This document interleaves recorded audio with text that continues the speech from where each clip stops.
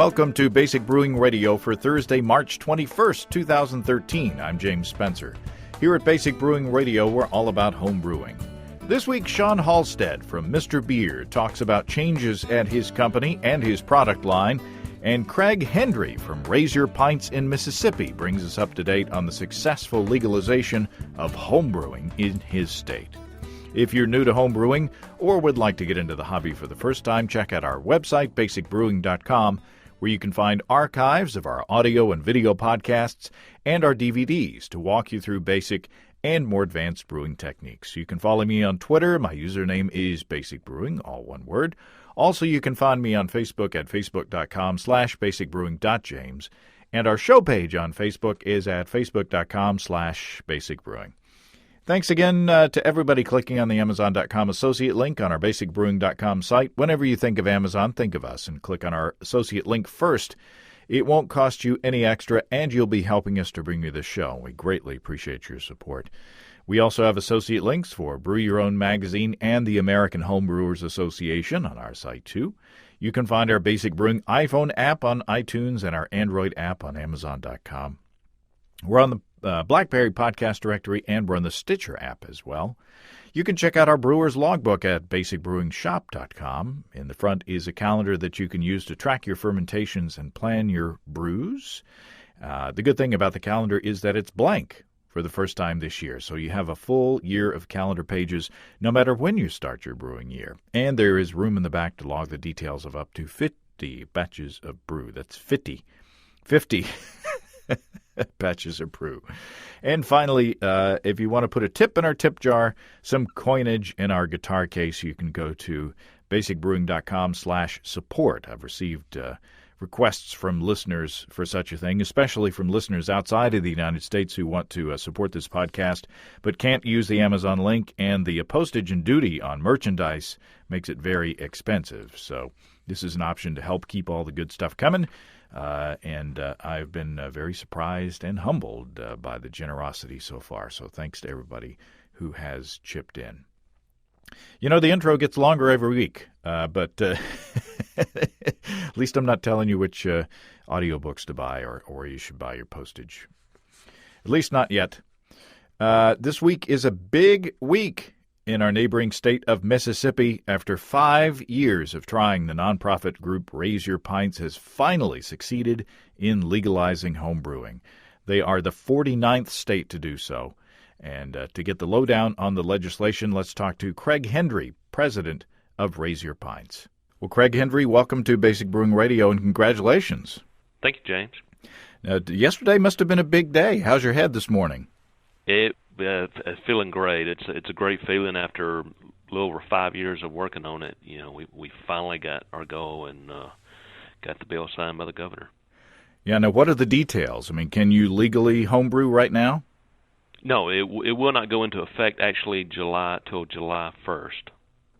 And that's kind of standard for a lot of bills. They once they pass, they get the signature, but they will not go into effect. The last year, our ABW bill was the same way, so we had to actually wait a little bit to really enjoy it. But, you know, it's done, so we know it's going to happen. Yeah, there's nothing like homebrewing in Mississippi in July, right? Absolutely. So what are the details? Did you get what you wanted?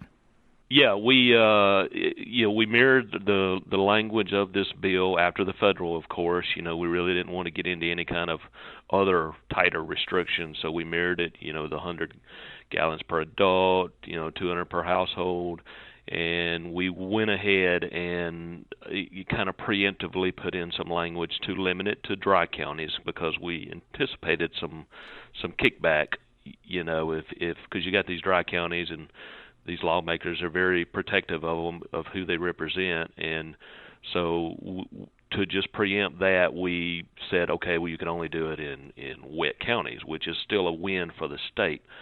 And also we went ahead and put in transportation to cover transportation to tastings and festivals too. So we've kind of learned over the years, and we adapted and cleaned up the language each year. and made a little, because in the beginning years ago, it actually is legal to make wine in Mississippi. It's been that way forever, and our first bill literally just threw the words "and beer." You can make wine, and then we were just going to throw the words "and beer" in there and try to legalize it that way. But as we worked and talked with people and the lawmakers and the lawyers, and they helped us clean the language up and kind of get it out separate away from the wine clause. So that's what we did. It's an education process, isn't it? I mean, you got legislators. I don't know if it was this way in Mississippi, but I'm listening to some of the conversation, I think recorded in Alabama a while back, and hearing about some of the conversation in Utah. I mean, in the beginning, a lot of legislators think it's like making meth. I mean, they want to alert the local fire department that you're homebrewing in your house in case they have to come to your house, and all this crazy stuff that has nothing to do with what we are. So you guys, it was a long road to educate these people, right? Yeah, it absolutely. Every year you talk to more and more of them, and when you say things like, "Well, we're one of the last few states," they say, "Hey, we need to change that," but you really have to tell them, and a lot of the questions we get, hey, is it safe? How are you going to police it? Things like that. But in the beginning, you could talk to them, but in the end, you really had to make them passionate about your cause. They had to want to see this bill pass. And after the great relationships we built last year, changing the ABW law, now when they'd run up to us, "Hey, what are y'all working on now?" And so we'd say, "Hey, we're, homebrewing is our goal, getting it legalized now." And so they'd want to hear a little bit more about it and say, "Hey, and then they'd ask questions about homebrew. And of course, we had a little tasting for the legislature right at the beginning of the session, and we had Gary Glass down for it, and it went over great. We had way more attend than we thought we would have, and it was a great success. Brought them in, and I picked out some of the best homebrewers from all around the state. We're here in Jackson, but I had homebrewers from Vicksburg and Starkville and up in the Delta and from the coast, and they came down and brought some beers. I got everybody, gave them enough heads up. I said, "Brew something really good, everybody would like," and we got a big mix of styles, and we had about 30 different homebrews there, and it was a rousing success. So that played into the whole education part. So they got to see who's doing this.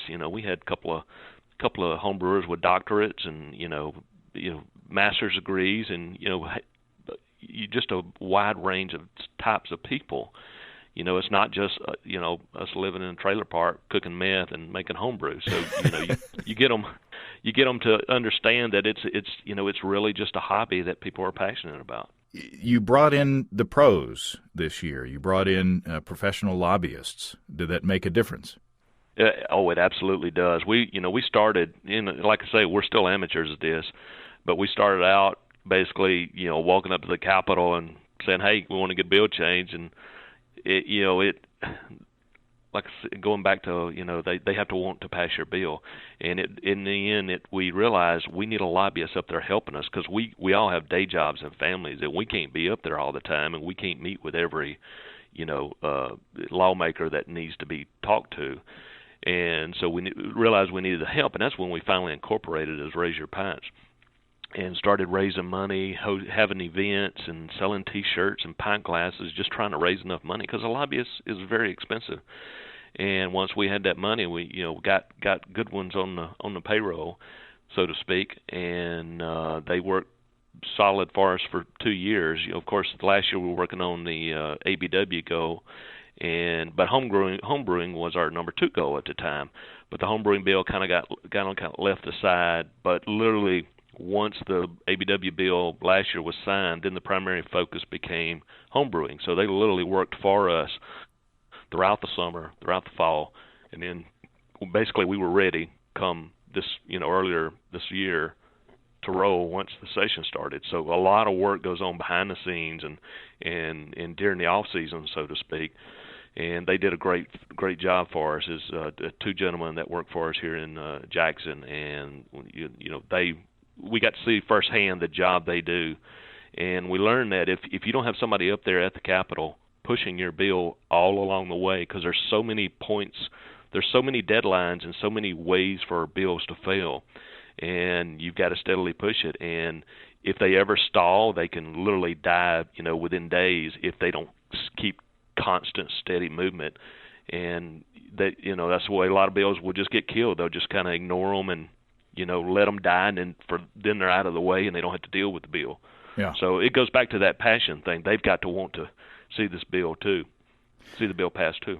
Yeah, your neighbors in Alabama, I read this morning that they are facing some legislative hurdles, and it's not necessarily their fault, because I guess there's some hullabaloo over there, some controversy, and one party or the other are dragging their feet over a certain issue that's not related to the homebrew bill at all. And so, we hope that everything will get straightened out and that the homebrew bill will be up for discussion. But it's out of committee and it's ready to go on the floor of both houses, and it's just stuck out of no fault of their own.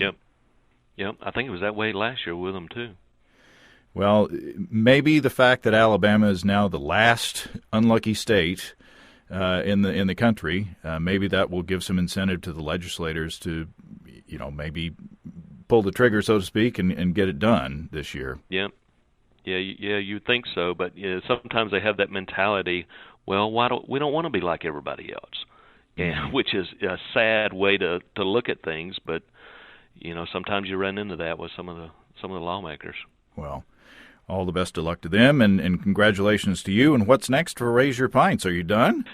No, well, we're not done. We're basically going to continue as a nonprofit organization, grassroots group. We're going to look at basically education now and putting on events and keep look at how can Mississippi benefit from craft beer and home brewing of sorts. And so we're going to keep rolling, and we'll look and sit down probably this summer and say, is there anything else we need to look at legislative-wise that we need to work on? But we're definitely not going to go away. We'll be here and continue being part of the beer world in Mississippi. Awesome. Well, good luck, and again, congratulations. Cool. Thank you. Great news for our Mississippi neighbors, and I hope that Alabama isn't far behind. We are definitely pulling for you guys down there. I hope things get unknotted in the Alabama legislature, and we can be talking to you about your successful efforts soon. Now, I know that there are those of you out there who will find the following interview controversial. Mr. Beer has its fans and its detractors in the homebrew world, but you can't deny that it is the point of entry for many thousands of new brewers each year. And in my mind, my journalistic mind, when there are major changes at Mr. Beer, that's news. So let's talk to Shawn Halstead, sales manager of Mr. Beer. Shawn Halstead, welcome to Basic Brewing Radio. Thank you for having me. You were saying before that your last name is appropriate for your line of work. Yeah, it's a German name, and it back in the dates back to medieval times when somebody looked after something. They were a stead, and Halstead is someone who tended to the hall, as in the beer hall or the mead hall. So, German for bartender, I guess. Very appropriate. So you are in the beer business, but you also are a home brewer as well. Give us a little background on that.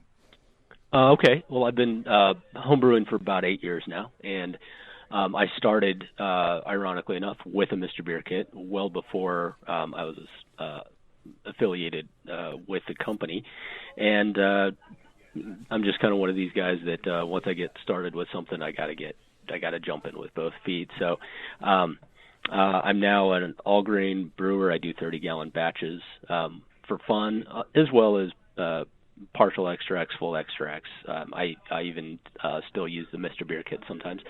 And I'm a second-year club officer with the Tucson Homebrewers Club. Ah. So being associated with Mr. Beer doesn't ruin your credibility with your local homebrew club?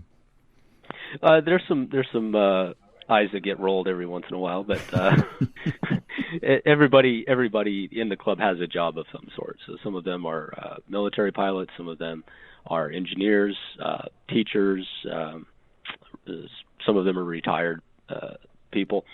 So it's, everybody's got a job, and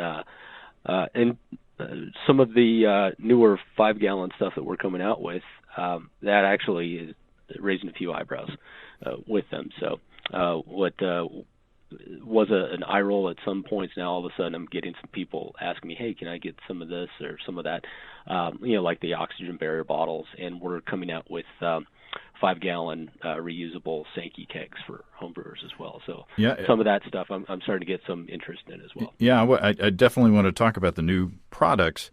There have been a lot of changes with Mr. Beer recently, and I told you before we started recording that that talking to the Mr. Beer sales manager in some homebrewers' eyes may be, like getting very close to the third rail for my credibility. So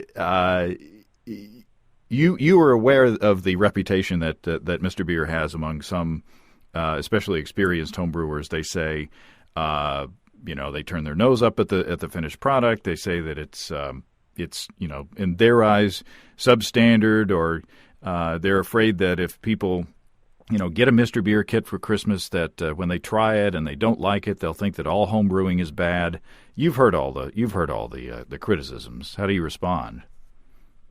There's not really much you can argue with opinions and perceptions. The Mr. Beer kit in its previous form is different than it is in its current form, but in both cases, it's really meant to be an introduction to home brewing for people that have never brewed before. So because of that, it's designed to be as easy of a process as possible.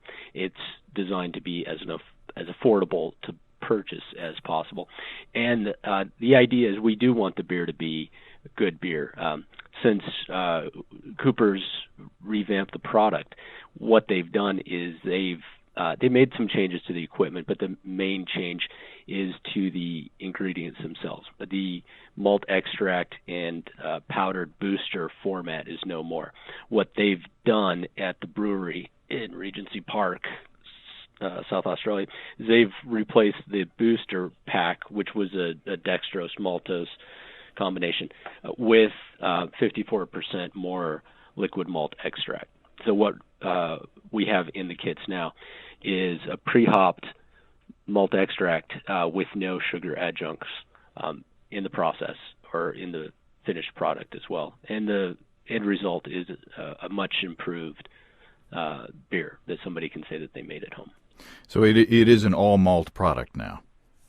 Correct, and the ingredients have the ingredients on the label stated: malted barley, hops, and yeast.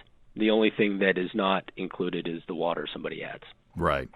Now, I when I heard about this, I went on the Mr. Beer website and I bought the American Ale can. It's actually just a can now. With no booster, and I made it a while back, and it's still a bit light for my taste. I think it's less than 4% alcohol. Correct. But for let's say typical American lager drinkers, I think that it would be I think it would be a tasty product. Is that also something that you're trying to not saying that you're trying to appeal to the lowest common denominator, but most of the beer drinkers out there are not familiar with kind of more aggressively flavored American craft beers, and so are you afraid of putting something that's too sort of robustly flavored into a beginner's brew kit? Yes and no. What comes in the kits themselves are beers that have more of a broad appeal. However, we do have a second line, which is called the Craft Series, that produces beer that is more hoppy, has more malt flavor, and produces alcohol in the range of about 5 to 5.5%. But as far as the the standard refills, yes, we do not want to have the alcohol content run away on somebody. I should point out that you can add fermentable sugars to the Mr. Beer kit if you are looking to increase alcohol production. Do you still sell unhopped malt extract on the site? On the site, yes. At the wholesale level, where we sell to homebrew shops, we do not, simply because that's something that they usually have already. Ah, yeah, okay. So we've encouraged people to get rid of the booster for a while. In fact, we made a video on YouTube that you might have seen called "Doctoring Mr. Beer," where we got rid of the booster and we instead did a partial mash with a couple of pounds of two-row. Okay. And then we added more hops at the end of the boil and kind of sort of made the Mr. Beer kit a bit more crafty, so to speak. You still sell the booster on the site, right? For those who still want to have it? I believe so, yes. I know that we have it in the warehouse. So I believe it's sold on the site as well. The site also has other fermentables on there, certain fruit extracts. If somebody wants to have a beer that involves berries, for example, there are some other fermentable extracts that are sold on the site. Now, is the extract itself, is it different from the extract that came with the kits in the past? Yes, it is. The extract that was in the Mr. Beer kits previously was sourced from a malt extract provider in New Zealand. The extract that's produced, that is in the Mr. Beer kits and refills now, actually comes from the Cooper's Brewery. And Cooper's is the largest producer of malt extract for brewing in the world, but they're also a brewery. You can go into craft beer stores, high-end beer and wine stores like Total Wine, for example, and you can actually buy Cooper's beer. So everything that is done in the process of making the hopped malt extract and the unhopped malt extract, everything is done by brewers, for brewers. We're fond of saying that beer is not something that we do. It is all that we do. So quality of the water, the type of barley that's used, the extraction process itself is unique to Cooper's. Instead of using high heat evaporation to concentrate the wort, it uses a centrifuge and low heat to really maintain the flavor of the malt and also keep the hop profile intact for the hop malt extract. So people who have been going to homebrew stores locally might recognize the Cooper's logo on larger cans of extract. I guess they're 20-liter kits. So same stuff, essentially? It is the same stuff. And the recipes that Cooper sells in the 23-liter variety, those actually mirror beers that are sold in the retail area. So, for example, if you go into a homebrew supply store and you see a can of Cooper's Australian Pale Ale or India Pale Ale beer or beer mix, that actually is the same type of it's the same grain bill, it's the same hops in the same amounts of the Australian Pale Ale and India Pale Ale that Cooper sells in stores, in pubs, and at the anywhere that somebody goes to buy beer.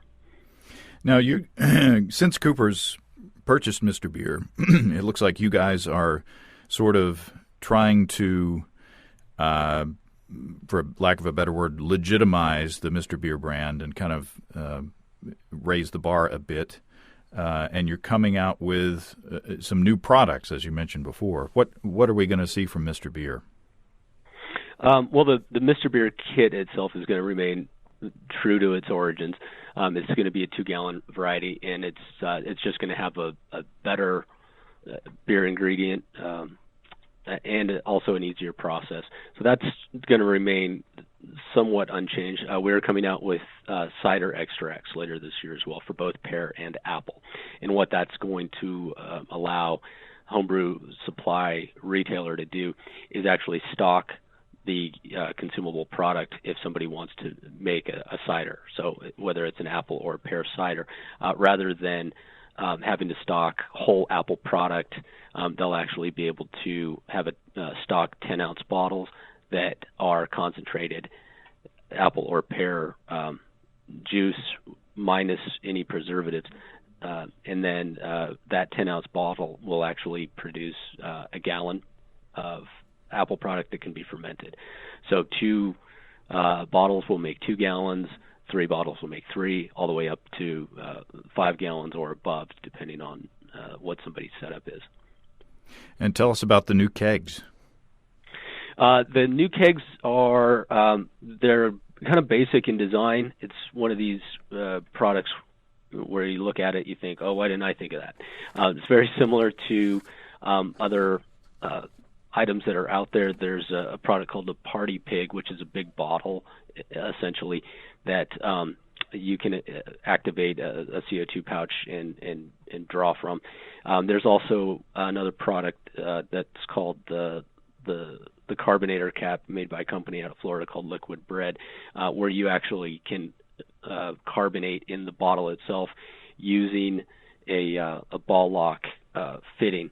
The new kegs are similar in concept to both of those, except the big bottle, which is about a 5-gallon bottle, 19 liters, the cap is actually a Sankey housing that is threaded in there. So instead of hooking up a ball lock to this product and carbonating, that way you hook up a Sankey decoupler. You can force carbonate in these, and then you can also serve beer out of these. A couple of benefits, added benefits to the new kegs is, one, since it does not use the ball lock or pin lock fittings, you can actually interchange this keg with anybody's stock kegerator. The other benefit is these are brand new, and they retail for about what a used corny keg will. And they are made in America, and since we're having them made, we feasibly have an unlimited supply. So are these plastic?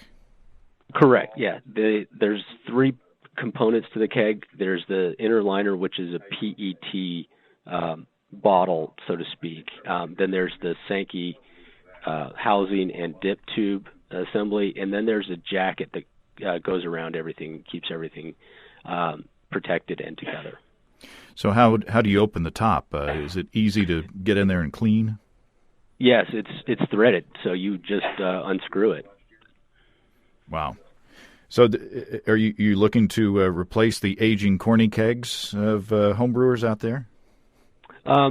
Replace them, augment them. It's up to the person's decision on that. One of the I guess rumblings that we always hear is that places are running out of supply on the used corny kegs, and then the alternative is the $100 new corny kegs that come from China, or the $150 new corny kegs that come from Italy. And this is a third option. It's a $59 reusable Sankey keg that comes from Atlanta. So you're coming out with these kind of more mature products. In the past, I know of I don't know what the percentage of homebrew shop owners who are resistant to stocking Mr. Beer, but are you seeing more of them kind of take a second look at the brand? Yes, we get, and we do quite a bit of, even before we took over, or even before we had the Mr. Beer product line, when Mr. Beer was its own company. There were quite a few homebrew shop owners that were bringing in the product, and now that we've taken over, there's quite a bit, I guess, more of an acceptance to the Mr. Beer line. As far as the benefit to a homebrew shop owner, as far as carrying the Mr. Beer line, once you get past the initial apprehension, it actually does make a lot of sense on a marketing standpoint. There are a lot of people that get Mr. Beer kits as gifts, or they see them in a store and they make an impulse purchase. These are people that would never walk into a homebrew shop or have thought about doing that. And most of these again are given as gifts. So somebody received a beer kit as a gift, and I'm one of these guys. I received a Mr. Beer kit about 8 years ago, and had an afternoon where I wasn't doing anything, so I went through the process and made the beer. And I liked the way the beer tasted, so I took it upon myself to take the next step and reuse the kit. In those cases, for a homebrew shop owner that's looking to attract new people into their store, we actually will wholesale the refills to them and send people to their store so they can do business locally and they can work with somebody who has experience. And ultimately, as that person progresses as a brewer, chances are they will probably buy some other items to use in the Mr. Beer kit. They might buy some additional fermentable adjuncts to get the alcohol content up. They may buy additional bottling supplies, bottles, bottle trees, bottling wands. And as they keep progressing and maturing, chances are they're probably going to move into a bigger setup and do some more complex brewing. At that point, we've actually done a pretty nice thing by partnering with that supplier who brought in the refills, who then has an experienced home brewer that's buying grain mills, grains, mash tuns, false bottoms, you name it. Yeah, Mr. Beer is a gateway product for home brewing for a lot of people. I mean, I hear from people all the time who say that they first got into home brewing with Mr. Beer, and then that kind of wet their whistle, and then they went into a homebrew store and climbed up the ladder from there. And I've talked to homebrew store owners, and I've kind of encouraged them. Hey, you guys ought to be having at least be making your own 2-gallon extract kits, because I've witnessed people coming into the homebrew store saying, "Hey, I got this Mr. Beer kit, and I need some more stuff. I've made this first batch and it was fun." And I think the worst thing that you can tell them is no, and turn them away or try to immediately ramp them up into something that they're completely unfamiliar with. So. I personally think it's a good concept to keep them coming back into the store, and then, over time you can get them used to the idea of brewing larger batches or brewing with other ingredients. I mean, I use, and people have seen this on the video podcast, I still have a Mr. Beer little keg fermenter that I use for small batches. Whenever I brew like a 2-gallon batch of something, even all grain. I sometimes use that 2-gallon little plastic keg, which you guys sell for, I think, $10 on your site, by the way. Yeah. We let them go for a very reasonable price. So there's a little tip. But I think that you don't. We preach all the time about the beauty of small batches, and I bottled a 1-gallon batch this morning. From that I fermented in a 1-gallon glass jug. So the tools are only as good as how you use them, I think. But also on the other end of the scale, my stepmother a while back was asking about how to brew beer, and she was asking all these questions, and she likes to cook. So what I did was I went to the Mr. Beer site and I sent her a Mr. Beer kit. And she's like in her 70s, so I didn't think she was up to, going in with a full 5-gallon size starter kit. So she made the Mr. Beer kit, and she liked the beer, and she had a lot of fun. And, whether she'll brew another batch again or not, is still up in the air. But I think she actually went and bought another refill kit. So there's some common ground now. She's now a brewer. She's now a home brewer. My stepmother is not gonna be buying a kegerator. I mean, the beer that she likes to drink is Miller High Life, and she gets the little 8-pack of the little, what are they, the little pony bottles, and so. Okay. It has brought an experience, a positive experience, to share with my stepmother. So I just had to in the sense of full disclosure, I wanted to get that tell that story. Okay. So it is a way to get an easy way to get into home brewing, and I think that there's an opportunity between you and homebrew shop owners and other home brewers. To help Mr. Beer beginning brewers kind of improve their game. Yeah, and you can start off with a kit, and like you said, your stepmother probably is not going to grow beyond it, and that's fine. There's going to be people that never move beyond it, but there is like you've mentioned, I've mentioned, people do get bit by the bug after they've made their first batch. And they do tend to continue on to some extent. As far as, like you mentioned, you've got your Mr. Beer kit and you still use it for small batches. One of the reasons that the fermenter was designed with those dimensions is that you can actually put it in an ice chest, like a cooler, Coleman cooler, for example, and you can actually control the temperature and play with that. For places like where I live, which is a high temperature environment, it's a little harder to do lager beers than it is for ales, and so it actually is a great way to start lagering and learn about lager yeast and temperatures and things like that without actually having to crank your AC down to about 55 degrees, 60 degrees. So there's some benefits there. Also, if someone's looking to do a barley wine or a high gravity imperial type of beer, where you don't necessarily want to do all 5 gallons, it's not a bad way to go about doing that as well. Yeah, you're preaching to the choir there. We've played with some really wacky ingredients with small batches that we wouldn't want to invest, in doing a full 5 or 10 gallon batch with too. So there are definite advantages to the small batch, and also, I mean, the older that I get, the heavier that 6.5 gallon carboy gets. So yeah. So the small batches are good there as well. So lagering or controlling temperature with the Mr. Beer fermenter is a good sort of advanced tip. What are some other advanced tips that you can pass on to people who are still using the Mr. Beer kits? Well, it's the kit itself. It's just equipment, like you said, in the hands of somebody that knows what they're doing.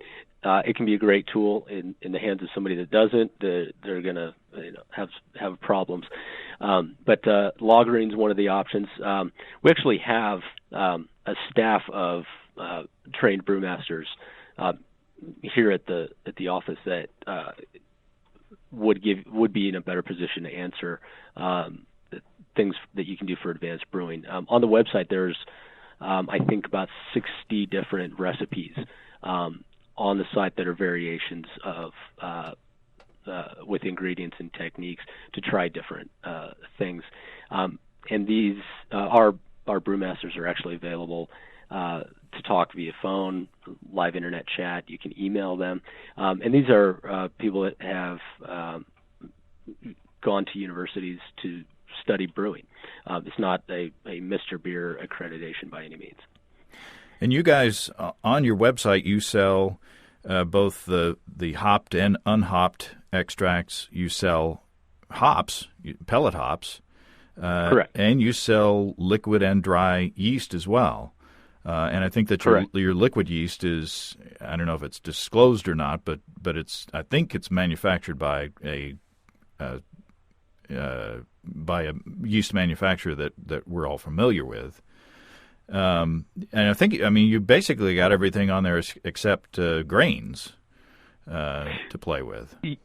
Yes, the website, MrBeer.com, it's an online homebrew shop for people that brew in 2 gallons. And it's also a good example of items that Mr. Beer customers are looking for that we don't make. So to give you an example, let's say that I'm working with you as a homebrew shop owner, and you're looking at bringing in Mr. Beer refills.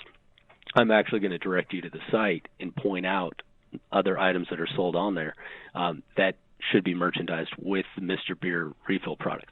Bottles, bottling wands, whole hops, pellet hops for dry hopping, additional fermentable adjuncts. Those items are actually very popular with Mr. Beer customers already. And in the homebrew shop, those types of items really should be recommended. Well, there you go. It's all about the beer, isn't it, Shawn? Yeah. That's what we're all about. You, me, the first-time homebrewer, the experienced homebrewer. That really is the common ground that we all have. And for us working with the brewery in Australia too, that's the common language we all speak. Well, I tell you, I may get questions after this episode airs, and if I do, I'm gonna send them right over to you. Is that all right? Absolutely. We always answer the phone. We always return emails. The shops that we do business with that have contacted us somewhat reluctantly at points, they do end up really appreciating the way that we do business. We're a very good company to do business with. If there's something that somebody needs, we'll address that. I just this week had 2 separate accounts that were doing St. Patrick's Day promotions, and they called to get some St. Patrick's Irish Stout refills in, and because they were running promotions, I actually mailed out some promotional material for them to give away to their customers. So little things like that really goes a long ways. It is appreciated by our retail partners, and we actually do a very good job of supporting them in their efforts. So you're trying to go beyond Bed Bath & Beyond. Correct. Yeah, we're focusing on the beyond. Well, I mean, one thing, Mr. Beer is known as a seasonal item. I mean, you just see it pop up in the stores around Christmas time. So, I guess one of your goals is to kind of change that. Change it, but also count on it. That is a great time, and it's a great gift idea. And like I mentioned, I was the recipient of a Mr. Beer gift quite a few years ago, and it really brought me into the world of home brewing. And I've also tried winemaking, and I failed at that miserably. I've also made cheese. I've made soda. I've made cider. So for me, it was an introduction to a great hobby where I've met great people through it. And it's been nothing but a positive experience for me. Well, there you go. Shawn, I appreciate your time. Well, I appreciate talking with you, James. And if you or any of your listeners have any questions, feel free to contact me. And you have my contact information, I believe. Yes. Feel free to post that on your site, and any and all questions or if clarification is needed, I'm definitely here to help. Well, thanks again to Shawn. Nice guy. Steve and I are planning to use a Mr. Beer fermenter to rack a mole stout into for Basic Brewing Video this week. If you are an experienced home brewer, Mr. Beer is probably not for you. But as I've said, there are a lot of you who are listening to the show because you got your start with Mr. Beer.